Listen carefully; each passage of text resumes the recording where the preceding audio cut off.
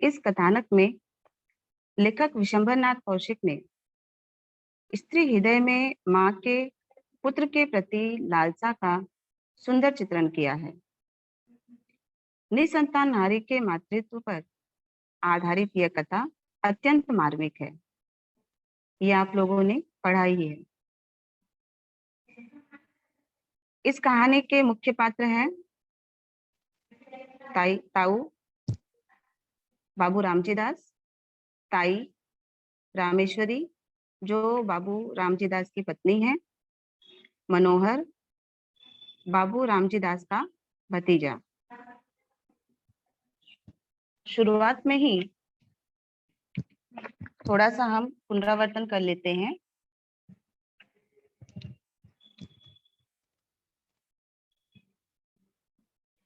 कि बालक मनोहर जो 5 साल का है, वो अपने ताऊ से कहता है कि ताऊ हमको रेलगाड़ी लाके दीजिए।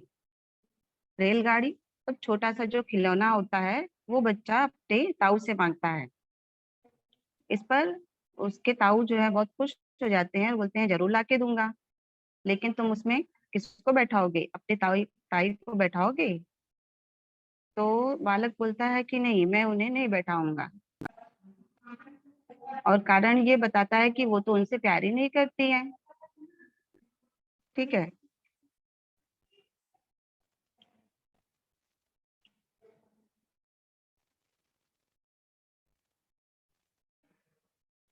अगले परिच्छेद में हमने देखा कि बाबू रामजी दास के पूरे परिवार का विवरण दिया गया है इसमें, कि उनका परिवार जो है संयुक्त परिवार है और वो अपने भाई, उनकी पत्नी और दोनों बच्चे जो मनोहर और चुन्नी है उनके साथ में एक साथ में रहते हैं।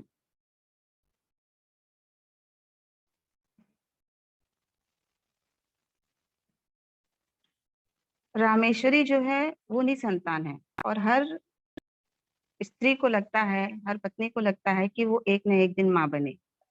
उसकी ये संतान की जो कमी है वो बार बार मनोहर को देखने के बाद उत्पन्न होती है और अंदर ही अंदर वो कसोटती रहती है। लेकिन बाबू रामजी दास जो हैं वो हमेशा ही उसको समझाते रहते हैं कि भाई का जो बेटा है, बेटी है, वो भी तो अपनी ही संतान है। इस पर रामेश्वरी जो है बहुत तर्क वितर्क करती है कि आगे समाज में हमारा नाम कौन आगे लेके जाएगा।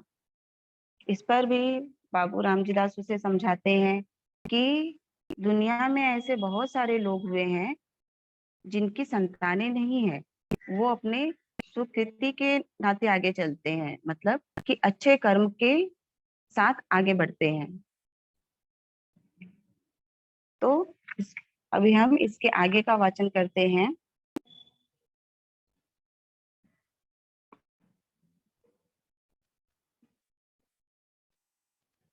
रामजी दास ने पहले दोनों को खूब प्यार किया, फिर बैठकर रेलगाड़ी दिखाने लगे।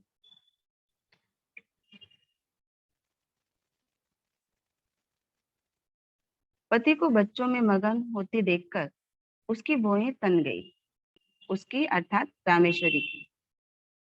बच्चों के प्रति हृदय में फिर वही घृणा और द्वेषभाव जाग उठा। बच्चों को रेलगाड़ी देखकर बाबू साहब रामेश्वरी के पास आए और मुस्कुराकर बोले, आज तो तुम बच्चों को बड़ा प्यार कर रही थी। इससे मालूम होता है कि तुम्हारे हृदय में भी उनके प्रति कुछ प्रेम अवश्य है। रामेश्वरी को पति की यह बात बहुत बुरी लगी। उसे अपनी कमजोरी पर बड़ा दुख हुआ। केवल दुख ही नहीं, अपने ऊपर क्रोध भी आया। वह दुख और क्रोध के प्रति पति के उक्त वाक्य से और बढ़ गया। उसकी कमजोरी पति पर प्रकट हो गई। यह बात उसके लिए असह्य हो गई। मतलब कि वो जिस बात को छुपा रही थी अपने पति से, वो बात उनके पति बाबू रामजी दास ने देख लिया था कि वो दोनों बच्चों को किस प्रकार से अपनी गोद में लेके खिला रही है, और वो चीज वो छुपाना चाहती थी और वो प्रकट हो गया, तो वो देख के वो असह्य हो गई थी। रामजी दास बोले, इसलिए मैं कहता हूँ कि अपनी संतान के लिए सोच रखना व्यथा है। यदि तुम इनसे प्रेम करने लगो तो यही अपनी संतान प्रतीत होने लगेंगे। मुझे इस बात से प्रसन्नता है कि तुम इनसे स्नेह करना सीख रही हो। कि इस पर रामजी दास अपनी पत्नी को समझाने लगते हैं कि मैं यही चाहता हूँ कि तुम इन्हें ही अपनी संतान मान लो, और जब हम किसी को अपनी संतान मान लेते हैं तो हमारे मन में उनके प्रति अपने आप ही प्रेम स्नेह जागृत हो जाता है। यह बात बाबू साहब ने नितांत हृदय से कही थी। नितांत मतलब स्वच्छंद हृदय से, परंतु रामेश्वरी को व्यंग ही गंध मालूम हुई। उन्होंने कुड़कर मन में कहा, इन्हें मौत भी नहीं आती, मर जाए पाप कटे। आठों पहर आंखों के सामने रहने से प्यार को जी ललचाता ही है। इनके मारे कलेजा और भी जला करता है कि छोटे बच्चे हमारे आंख के सामने रहें और हम उनसे प्रेम नहीं करें। ऐसा तो हो ही नहीं सकता। कभी न कभी मातृत्व हृदय अपने आप परिवर्तित हो जाता है। बाबू साहब ने पत्नी को मौन देखकर कहा, अब झेपने से क्या लाभ? प्रेम को छिपाना व्यर्थ है, छिपाने की आवश्यकता भी नहीं। रामेश्वरी जल भुनकर बोली, मुझे क्या पड़ी है जो मैं प्रेम करूंगी? तुम्ही को मुबारक रहे। निगोड़े आप ही आकर घुसते हैं। एक घर में रहने में कभी कभी हंसना बोलना पड़ता ही है। परसों जरा यूं ही ढकेल दिया, उस पर तुमने सैकड़ों बातें सुनाई। संकट में प्राण है, न यो चैन न त्यो चैन। यहाँ पे बाबू रामजी दास और रामेश्वरी आपस में ही कहा सुनी, छोटे से मनमुटाव और आपसी बातचीत करते हमको दिखाई देते हैं कि किस प्रकार से एक ही घर में रहने पर हम बच्चों से दूर नहीं रह सकते, एक दूसरे से भी दूर नहीं रह सकते, भले हमारे मन में कितनी ही मनमुटाव हो। एक प्रेम का भाव, अपनेपन का भाव हमेशा बना रहता है। बाबू साहब को बड़ा क्रोध आया। उन्होंने कर्कश स्वर में कहा, कर्कश अर्थात कड़क स्वर में, न जाने कैसे हृदय की स्त्री है, अभी अच्छी खासी बैठी बच्चों से प्यार कर रही थी, मेरे आते ही गिरगिट के तरह रंग बदलने लगी। गिरगिट की तरह रंग बदलना मतलब परिवर्तन हो जाना, व्यवहार में परिवर्तन आ जाना, कि मुझे देख के वो किस प्रकार से अपना व्यवहार बदल लिया। रामेश्वरी ने इसका कोई उत्तर न दिया। अपने शोक तथा क्रोध को वे आंखों द्वारा निकालने लगी। जैसे जैसे बाबू रामजी दास का स्नेह दोनों बच्चों पर बढ़ता जाता था, वैसे ही वैसे रामेश्वरी के द्वेष और घृणा की मात्रा भी बढ़ती जाती थी। प्रायः बच्चों के पीछे पति पत्नी में कहा सुनी हो जाती और रामेश्वरी को पति के कटु वचन सुनने पड़ते। कटु वचन मतलब कड़वे वचन, कि बाबू रामजी दास जो है रामेश्वरी को हर बात पे उनको समझाने लगते, बताने लगते। इसी प्रकार कुछ दिन व्यतीत हुए मतलब बीत गए। एक दिन नियमानुसार रामेश्वरी छत पर अकेली बैठी थी। उनके हृदय में अनेक प्रकार के विचार आ रहे थे।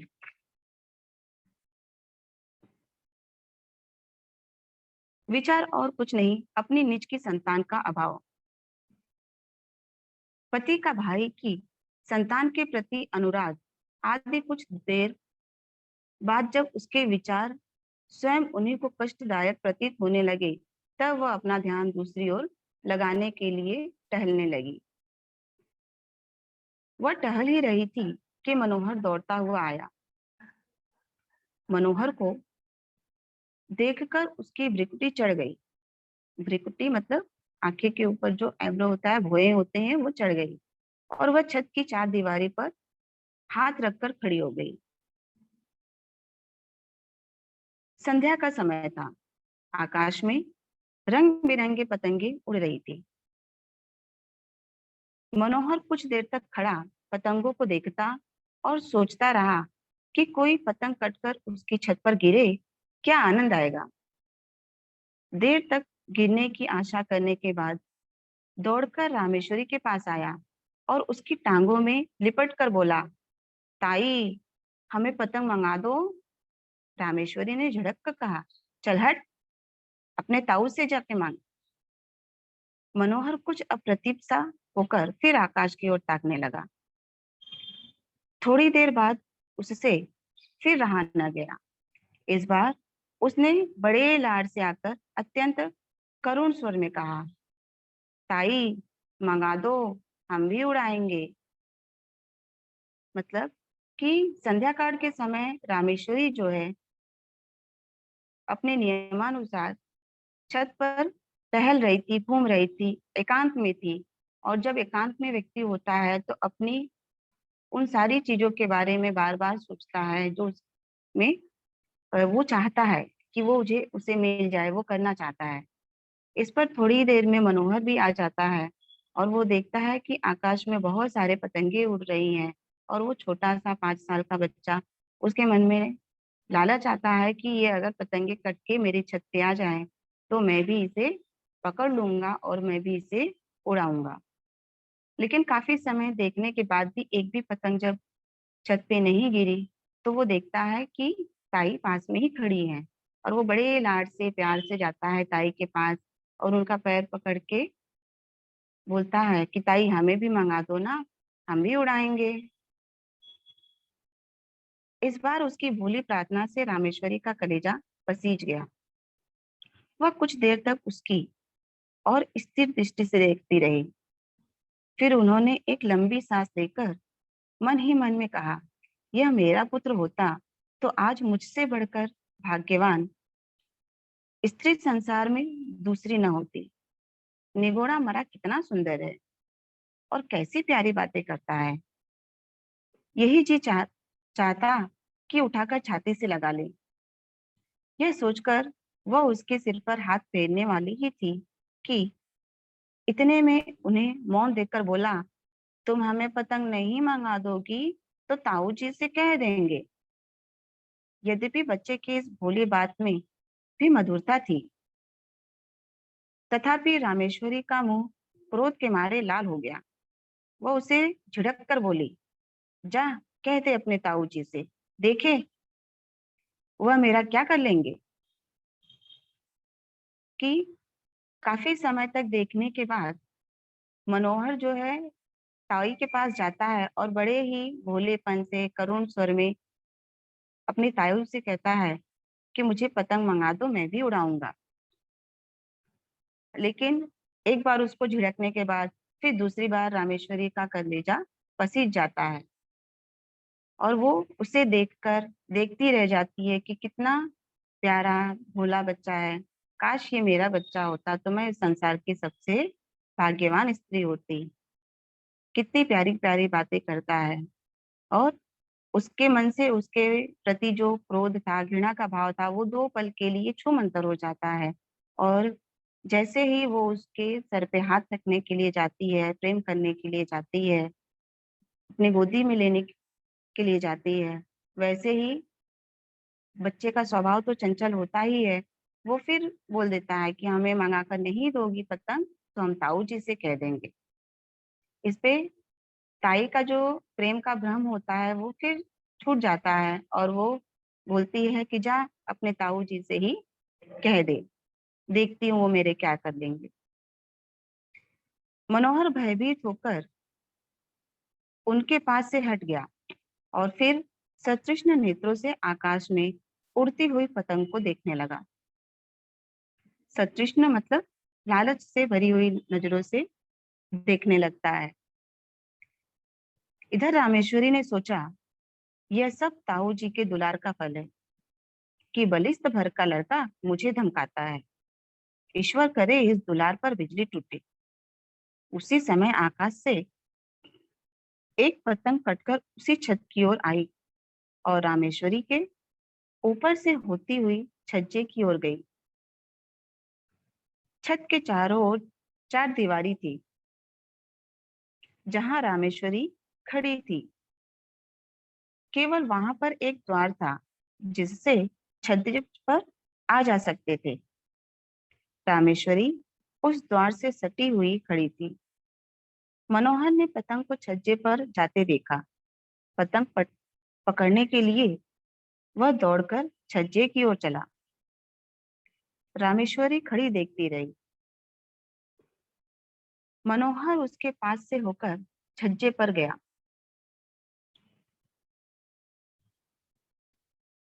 और उससे 2 फीट की दूरी पर खड़ा होकर पतंग को देखने लगा। पतंग छज्जे पर से होती हुई नीचे घर के आंगन में जा गिरी। एक पैर छज्जे की मुंडेर पर रखकर मनोहर ने नीचे आंगन में झांका और पतंग को आंगन में गिरते देखा। वो प्रसन्नता के मारे फूला न समाया। वह नीचे जाने के लिए शीघ्रता से घूमा, परंतु घूमते समय मुंडेर पर से उसका पैर फिसल गया। वह नीचे की ओर चला। नीचे जाते जाते उसके दोनों हाथों में मुंडेर आ गई। मुंडेर जो छज्जे का किनारा होता है उसे वह उसे पकड़कर लटक गया और रामेश्वरी की ओर देखकर चिल्लाया, ताई। रामेश्वरी ने धड़कते हुए हृदय से इस घटना को देखा। उसके मन में आया कि अच्छा है, मरने दो, सदा का पाप कट जाएगा। यही सोचकर वह एक क्षण रुकी। इधर मनोहर के हाथ मुंडर से फिसलने लगे। वह अत्यंत भय तथा करुण नेत्रों से रामेश्वरी की ओर देखकर चिल्लाया, अरे ताई।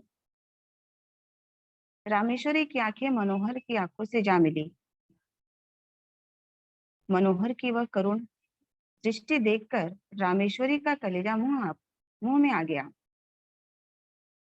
उन्होंने व्याकुल होकर मनोहर को पकड़ने के लिए अपना हाथ बढ़ाया। उनका हाथ मनोहर के हाथ तक पहुंचा ही कि मनोहर के हाथ से मुंडेर छूट गई। वह नीचे आ गिरा। रामेश्वरी चीख मारकर छज्जे पर गिर पड़ी। इस पैराग्राफ में, परिच्छेद में, जब रामेश्वरी मनोहर को डांट देती है और बोल देती है कि जा अपने ताऊ जी से ही कह दे, मेरी शिकायत करेगा ना तो वही तुझे लाके देंगे। इस पर मनोहर जो है डर जाता है और वहां से दूर हटके फिर आकाश की तरफ पतंग को देखने लगता है। ये सब देखते हुए रामेश्वरी मन ही मन में सोचती है कि ये सारा फल, ये सारा लाड प्यार जो है ताऊ जी का ही है। वो इतना जो प्यार करते हैं, दुलार करते हैं, इसी का नतीजा है कि ये बलिष्ठ भर का लड़का मुझे आके धमका रहा है। बलिष्ठ मतलब छोटा सा बालक है, लेकिन इसकी बातें बड़ी हैं कि मुझे आके ये धमका रहा है। और उसी समय आकाश से एक पतंग जो है वो कट जाती है और कटते हुए उड़ते उड़ते इसकी छत पर आते हुए मुंडेर की तरफ चली जाती है। और आकाश का पतंग कटते हुए जैसे ही छत की तरफ आता है तो मनोहर जो है खुश हो जाता है उसे देखते हुए और उसको पकड़ने के लिए दौड़ने लगता है। दौड़ते दौड़ते वो छत पे एक दीवार होती है जहां से छोटा सा दरवाजा होता है किनारे छज्जे की तरफ जाने के लिए। वो वहीं पे रामेश्वरी खड़ी रहती है और उसी के बगल से वो झांकने चला जाता है, देखने चला जाता है कि पतंग कट के कहाँ गिरी, तो मैं जाके उसे उठा लूंगा। और वो पतंग जो है उड़ते उड़ते उनके घर के आंगन में गिरता है और वो बालक छज्जे पर से एक पैर आगे एक पैर पीछे इस तरह से करते हुए उसे आंगन में देखता है कि पतंग कहाँ पे गिरी है। जब देखता है कि पतंग तो मेरे आंगन में ही गिरा है तो वो खुशी के मारे झूम उठता है और पलट के जाता है लेने के लिए।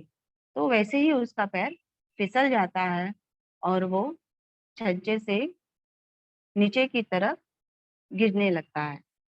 और जैसे ही गिरता है वो अपना छत का जो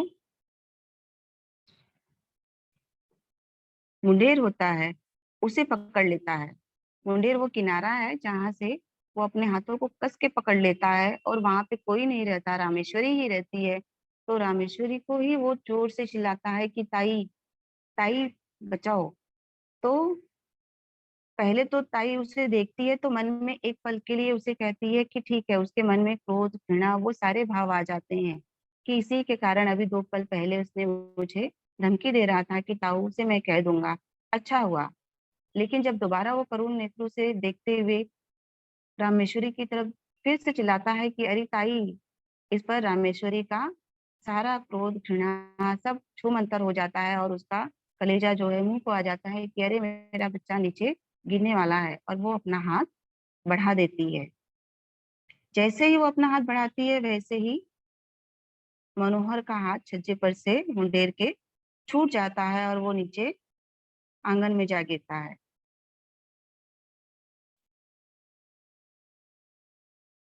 और मनोहर को गिरता हुआ देखकर रामेश्वरी चीख मारकर छज्जे पर गिर पड़ती है कि उसे बहुत तेज सदमा लग जाता है कि मनोहर जो है आंगन में गिर गया, मैं उसे बचा नहीं सकी। उसे बहुत तेज धक्का लगता है। रामेश्वरी एक सप्ताह तक बुखार से बेहोश पड़ी रही।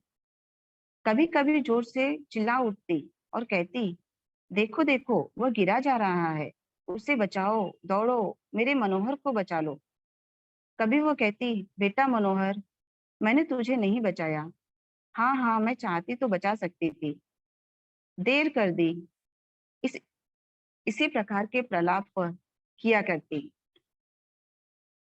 प्रलाप करना मतलब बोलते रहना। कि आगे एक सप्ताह तक रामेश्वरी जो है बेहोशी के बाद भी बुखार में पड़ी रहती थी, और जब भी उसको होश आता तो वो मनोहर को याद करती, और उसको वो घड़ी याद आ जाती कि उसने मनोहर को नहीं बचा पाई थी। और वो बेटा मनोहर, बेटा मनोहर उसके बारे में बोलती रहती कि मैं तुझे नहीं बचा सकती, मैं बचा सकती थी। मनोहर की टांग उखड़ गई थी, टांग बिठा दी गई। वह क्रमशः फिर अपनी असली हालत पर आने लगा। एक सप्ताह बाद रामेश्वरी का ज्वर कम हुआ। ज्वर अर्थात बुखार। अच्छी तरह होश आने पर उन्होंने पूछा, मनोहर कैसा है? रामजी दास ने उत्तर दिया, अच्छा है। रामेश्वरी, उसे पास लाओ। मनोहर रामेश्वरी के पास लाया गया। रामेश्वरी ने उसे बड़े प्यार से हृदय से लगाया। आंखों से आंसुओं की झड़ी लग गई, हिचकियों से गला रूंध गया। रामेश्वरी की कुछ दिनों बाद पूर्ण स्वस्थ हो गई। अब वह मनोहर और उसकी बहन चुन्नी से द्वेष नहीं करती। द्वेष अर्थात नफरत। और मनोहर तो अब उसका प्राणाधार हो गया, मतलब प्राणों का आधार होना, प्राण ही हो जाना एक तरह से। उसके बिना उसे एक क्षण भी कल नहीं पड़ती। कि अब वो मनोहर से इतना प्रेम करती, इतना स्नेह करती करने लगी थी कि अब उसके बिना वो एक पल भी नहीं रह पाती थी। इस प्रकार से हमने ताई पाठ में जो मातृत्व प्रेम होता है किसी भी स्त्री के मन में, वो देखा कि वो बहुत अधिक समय तक किसी भी बच्चे से, चाहे वो अपना हो या पराया हो, दूर नहीं रह सकती है। आशा करती हूँ आपको पाठ समझ में आया होगा।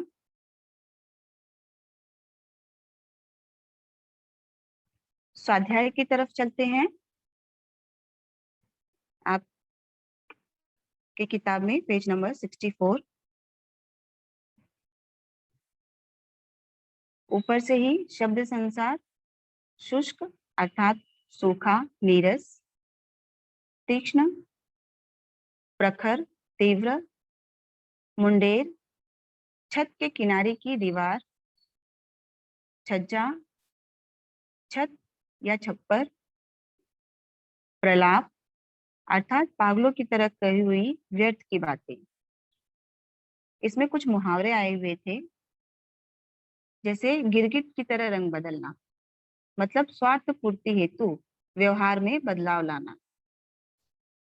कलेजा पसीजना, हृदय द्रवित होना,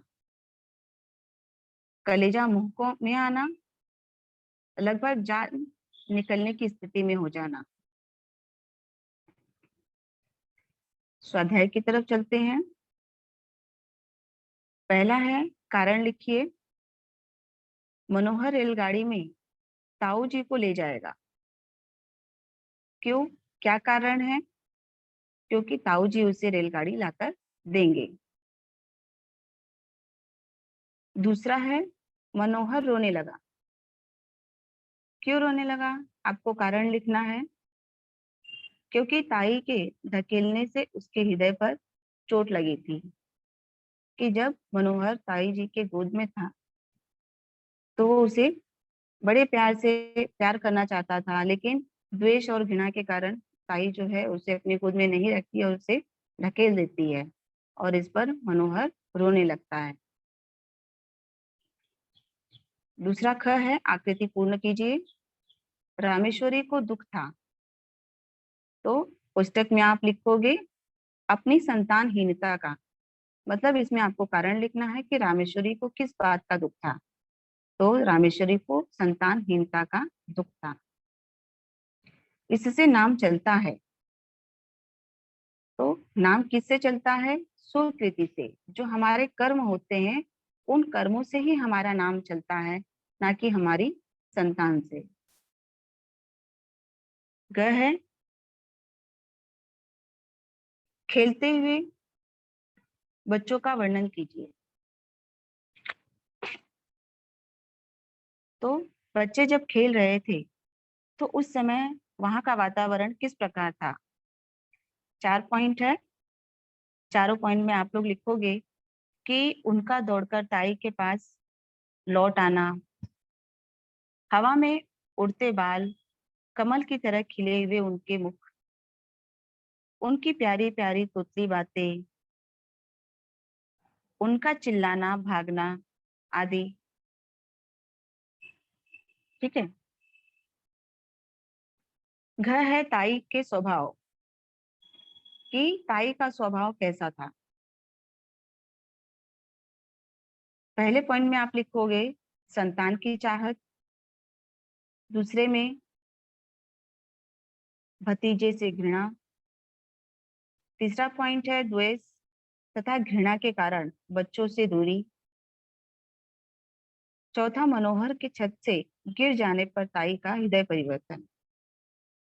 कि जब तक मनोहर छत पे से नीचे गिर गया वैसे ही ताई के हृदय परिवर्तन हो गया कि नहीं, मैं इसके बगैर अब नहीं रह सकती हूँ, ये मेरी ही संतान है। तो इस प्रकार से ताई का हृदय परिवर्तन हो जाता है। छह है, कहानी में आए संत साहित्यकार। कि इस कहानी में दो साहित्यकार जो हैं, संत हैं, उनके नाम आए हुए हैं। तो पहले हैं संत तुलसीदास जी, उनका आप लिखोगे, और दूसरा है संत सूरदास जी। च है, अर्थपूर्ण शब्द तैयार कीजिए। इस कोष्टक में एक शब्द दिया गया है और शब्दों को अलग अलग उल्टा पुल्टा कर दिया गया है, आगे पीछे अक्षरों को कर दिया गया है। उसे देख के आपको एक अर्थपूर्ण शब्द तैयार करना है। ठीक है। तो इसका हो जाएगा अर्धांगिनी। दूसरा है फ। इसमें अक्षरों को भी अलग अलग उल्टा पुल्टा कर दिया गया है, आगे पीछे। उसका आपको अर्थपूर्ण शब्द तैयार करना है। उसका हो जाएगा सतृष्णता। ठीक है। आगे है, पाठ में प्रयुक्त अवयवों को ढूंढकर उनका भेदानुसार वर्गीकरण कीजिए। उनमें से किन्हीं चार का सार्थक वाक्य में प्रयोग कीजिए। तो आपको पाठ में से अव्यय ढूंढना है और उन अव्ययों को ढूंढकर उसका वाक्य में अपने प्रयोग करना है। ठीक है।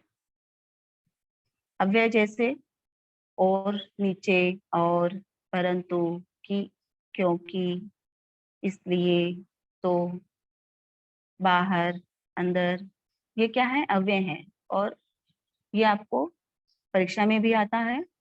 तो आपको इनको जानना है कि ये कौन से अव्यय हैं और इनका एक वाक्य में प्रयोग करना है। अगला है तीसरा, ताई की बदलती स्वाभाविक स्थिति स्पष्ट कीजिए। कि शुरुआत में ताई का व्यवहार किस प्रकार का था और बाद में उनका हृदय परिवर्तन होने के बाद मनोहर चुन्नी और उनके परिवार के प्रति उसका व्यवहार किस प्रकार से आता है, ये आपको लिखना है। आप अपने मन से लिख सकते हैं, ये स्वमत। ठीक है।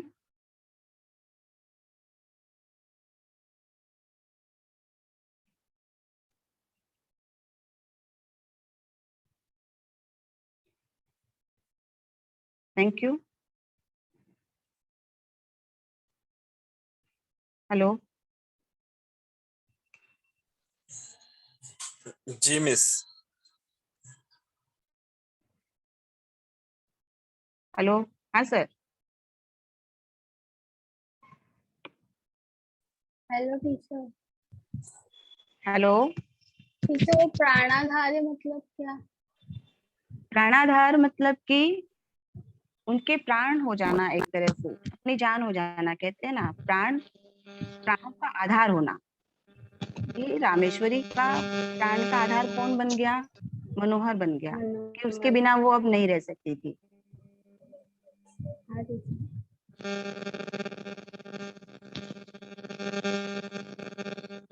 हाँ पूछिए। अभिषेक, आपकी आवाज नहीं आ रही है।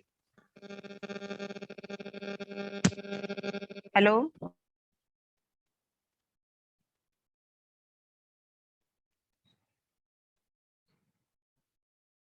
टीचर अर्धांगिनी मतलब? हेलो। हेलो। हेलो। हाँ बोलिए।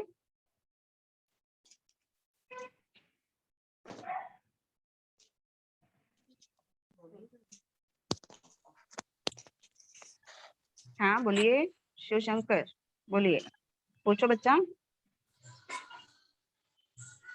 शिवशंकर पूछ लो। Yes sir. पूछ लो, कोई डाउट हो तो बेटा। Hello sir. टीचर, हाँ खेलते हुए बच्चों का वर्णन बताइए ना। अच्छा ठीक है। बच्चे जब खेल रहे थे, हेलो, हाँ टीचर। तब वो किस प्रकार से खेल रहे थे वहां पे, उनका किस तरह से एक दूसरे के प्रति प्रेम था, दौड़ रहे थे, भाग रहे थे, वो आपको 4 पॉइंट लिखना है। जैसे आप लिखोगे कि हवा में उनके उड़ते हुए बाल, कमल की तरह खिले हुए उनके मुख थे, उनकी प्यारी प्यारी तोतली बातें थी, क्योंकि बच्चा 5 साल का है, 2 साल की चुन्नी है, तो वो किस प्रकार से एक दूसरे से बातें करते हैं, उनका चिल्लाना, भागना, फिर उनका दौड़कर ताई के पास जाना, ये खेलते हुए बच्चों का वर्णन में आप लिखोगे। Okay teacher, thank you. Welcome.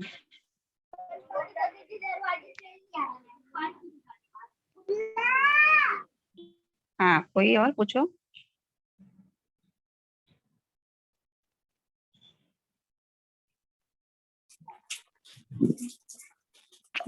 Hello teacher. हाँ मेरे को ये आंसर का लास्ट वाला बताओ ना। कौन सा क्वेश्चन बोलो आप। निर्देश अनुसार सभी विच्छेद सभी तथा उनका नमोलेखन कीजिए। अच्छा अच्छा ठीक है। निर्देशानुसार संधि विच्छेद और संधि हाँ तथा उसका नामोल्लेख कीजिए। हाँ ठीक है, टीचर। ओके, मैं स्क्रीन शेयर करती हूँ। हाँ टीचर।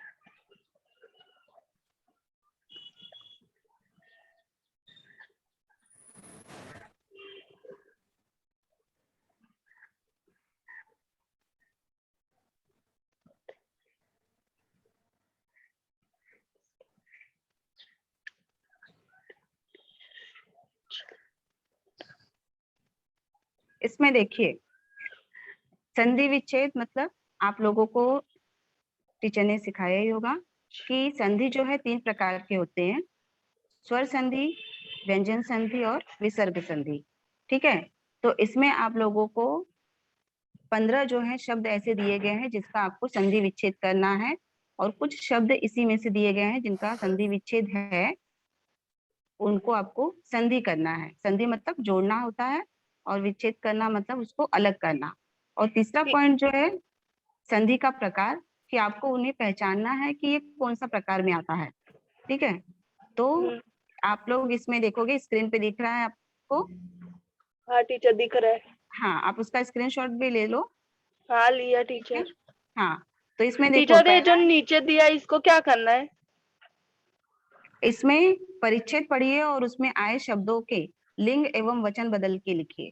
मतलब ये एक जो छोटी सी स्टोरी है उसको आपको पढ़ना है, और उसमें जो लिंग है, हम्म ठीक है, उसको हम्म आपको ढूंढना है और उसको चेंज करना है, मतलब बदलना है। और उसी के साथ में लिंग मतलब जैसे स्त्रीलिंग, पुल्लिंग है ना, तो जो पुल्लिंग होगा उसको हाँ स्त्रीलिंग में बदलना है, जो स्त्रीलिंग है उसको पुल्लिंग में। वचन है तो एक वचन, बहुवचन, इस तरह से आपको बदलना है। Okay teacher, thank you teacher. ठीक है, thank you, hello welcome. Ma'am. हाँ, मैम ये है ना शब्द संसार में, ये शुष्क V dot is equal to सूखा निरस, ये वी डॉट का मतलब क्या होता है मैम शब्द संसार में मैम? शब्द संसार में क्या बच्चा? शब्द संसार में मैम देखो, हर शब्द जब अर्थ बताते हैं तो उसके यहाँ पर वी डॉट स्त्री सन हाँ हाँ सन हाँ, ऐसा करके मैम लिखा होता है, वो क्या जैसे होता है मुंडेर मैम? आपका इसमें दिया है ना शब्द संसार में, वी दिया है तो उसका अर्थ होता है विशेषण। शुष्क मतलब विशेषता बता रहा है, ठीक है, किसी भी चीज का। स्त्री सन मतलब मैम? इस मतलब वो लिंग बता रहा है, स्त्रीलिंग संज्ञा। मुंडेर क्या हो गया? स्त्रीलिंग संज्ञा है, ठीक है। छज्जा मतलब पुल्लिंग संज्ञा। हेलो, मैम हाँ yes ma'am, thank you so हाँ, मच वो मैम, शॉर्ट फॉर्म में लिखा हुआ होता है। Thank you so much ma'am. अच्छा, और कोई?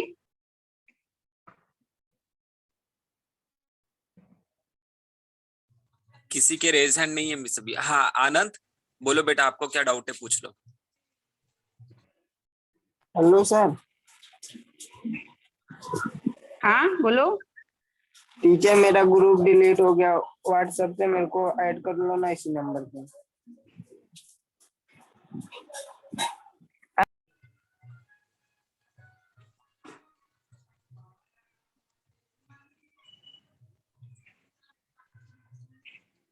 सत्यम, हेलो सर।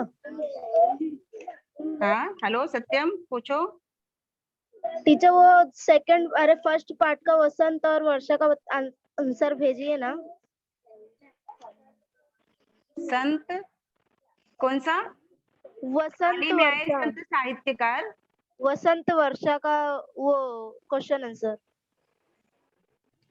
अच्छा, फर्स्ट वाले लेसन का आपको क्वेश्चन आंसर चाहिए? अच्छा अच्छा, अभी हम लोग ताई के बारे में पढ़ रहे हैं ना, तो आप इसके बारे में कुछ भी पूछ सकते हो। वसंत वर्षा का, ठीक है। भेज देना। हाँ हाँ, हम भेज देंगे। Okay teacher.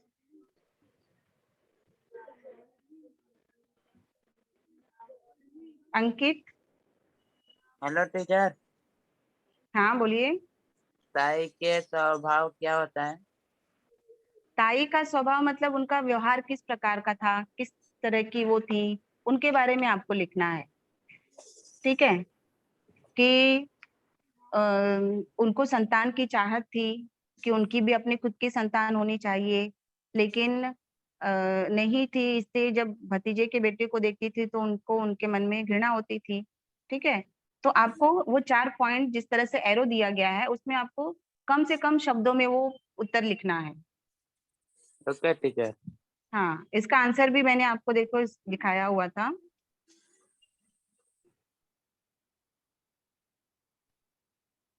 टीचर अर्धांगिनी यहाँ मतलब? पे ये देखो, हेलो ताई का टीचर। स्वभाव है ना, आपके स्क्रीन पे दिख रहा है, इस तरह से आप लोग अपना उत्तर लिखोगे पेपर में। हाँ ओके। दिख रहा है। हाँ दिख रहा है टीचर। हाँ, तो इसका स्क्रीनशॉट ले लो, आपको क्वेश्चन आंसर आपके स्वाध्याय पूरे हो जाएंगे। ले लिया है। ठीक है, और कोई? कारण हाँ, बताइए ना टीचर। मनोहर रेलगाड़ी में ताऊ जी को ले जाएगा, उसका। हाँ टीचर पूरा हाँ, बार तो स्क्रीनशॉट दिखाइए ना वो मुझे। क्यों लेके जाएगा? क्योंकि ताऊ उसी रेलगाड़ी लाके देंगे। ओके यदि टीचर। इसका आंसर आप इतना ही लिखोगे कि यदि वे उसे रेलगाड़ी लाकर देंगे तो मनोहर रेलगाड़ी में ताऊ जी को लेकर जाएगा। Okay teacher. ओके, और कोई? टीचर आप स्क्रीन शेयर कीजिए ना पूरा, मुझे स्क्रीनशॉट लेना है टीचर। हाँ, क्या? स्क्रीनशॉट लेना है टीचर। स्क्रीन शेयर नहीं है, स्क्रीन शेयर है, मैंने किया हुआ है, आपको नहीं दिख रहा? नहीं मैम, सभी ये तो दिख रहा है मैम, इसका ले लिया। हाँ, और किसका? टीचर अर्धांगनी मतलब? ये देखो, यहाँ ये पूरा क्वेश्चन है, क्वेश्चन आंसर आपका, ठीक है?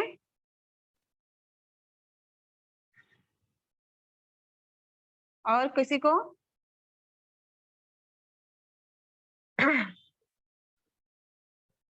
हेलो, हाँ मोहित। मिस समय हो। बच्चों, मानव हृदय प्रेम, दया और करुणा से परिपूर्ण होता है। यह मानव की स्वाभाविक प्रकृति होती है। इस कथानक में भी इसकी पुष्टि होती है।